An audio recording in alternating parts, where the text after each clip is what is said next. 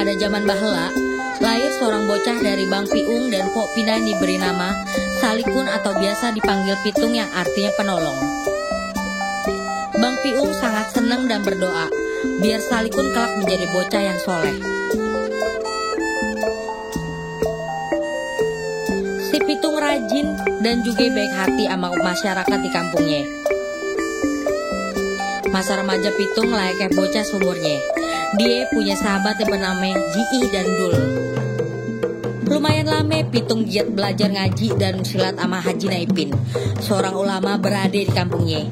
Dia dikasih jimat dan golok untuk bekalnya nanti.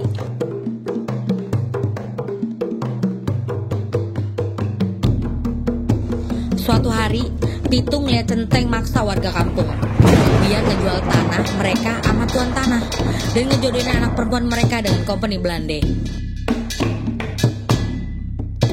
Pitung geram dengan kegelisahan yang ada di kampungnya. Pitung pun menyerang centeng tersebut dan pertarungan dimenangkan oleh si Pitung.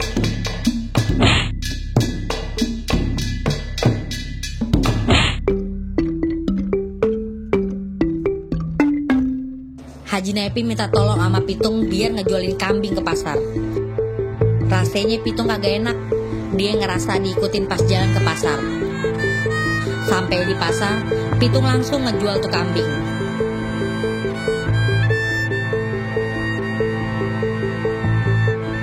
Di abad 19, Indonesia dijajah oleh Belanda. Banyak masyarakat yang hartanya diambil sama company dan dikuasai sama tuan tanah. Ngeliat hal itu, si Pitung niat buat nolongin masyarakat. Pitung mulai aksinya sama sahabatnya Ji dengan ngerampok rumah Scott Heine yang lagi kagak ada orang.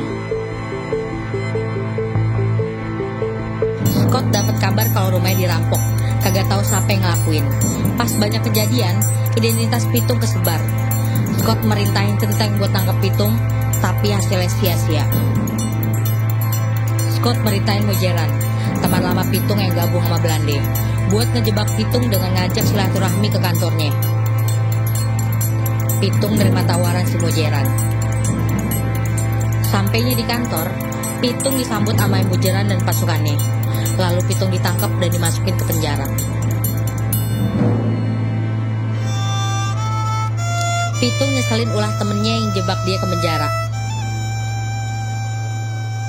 Dari penjagaan yang ketat, Pitung ngerencanain buat kabur.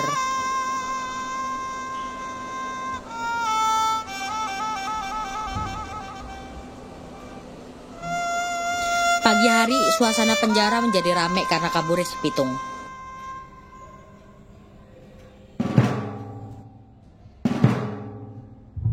Scott kesel atas penjara-penjara yang lengah. Scott ngebuat sayembara nangkap si Pitung. Dalam sayembara ini, kagak ada yang bisa nangkap si Pitung.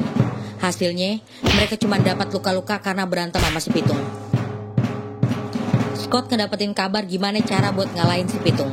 Scott pun ngemanggil Haji Naipin buat nanyain kelemahannya si Pitung. Karena didesak, Haji Naipin ngebocorin tuh rahasia. Setelah itu, Scott ngajak Haji Naipin buat ikut nangkap si Pitung.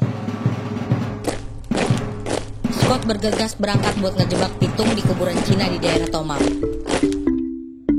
Terlihat dari kejauhan, Pitung sedang bertapa. Pitung ngerasa kagak enak, kayak ada yang ngeliatin.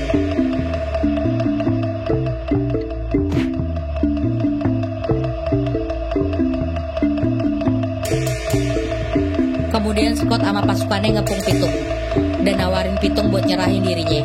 Tapi Pitung kagak takut dan nolak tawarannya.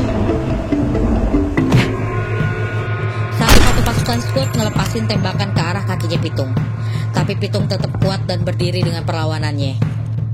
Karena udah marah, Scott menembak ke arah perut Pitung yang isi senjatanya ada pelor emas yang diolesin minyak babi.